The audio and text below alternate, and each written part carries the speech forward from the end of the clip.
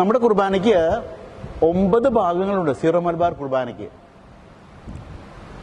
ആമുഖ ശുശ്രൂഷ, വചന ശുശ്രൂഷ, ഒരുക്ക ശുശ്രൂഷ, അനാഫ്ര, അനുരഞ്ജന ശുശ്രൂഷ 1-ാം ഭാഗം, വിഭജന ശുശ്രൂഷ, അനുരഞ്ജന ശുശ്രൂഷ 2-ാം ഭാഗം, ദൈവൈക്യ ശുശ്രൂഷ, സമാപന ശുശ്രൂഷ.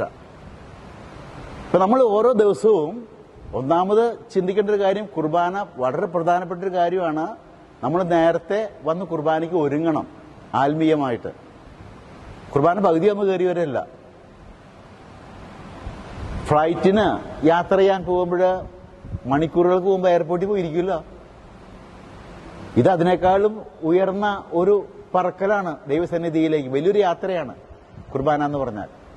അപ്പൊ അതിന് കുറച്ച് സമയം മുൻകൂട്ടി പള്ളിയിൽ വന്നിരുന്ന് നമ്മളൊന്ന് ഒരുങ്ങണം നന്നായിട്ട്.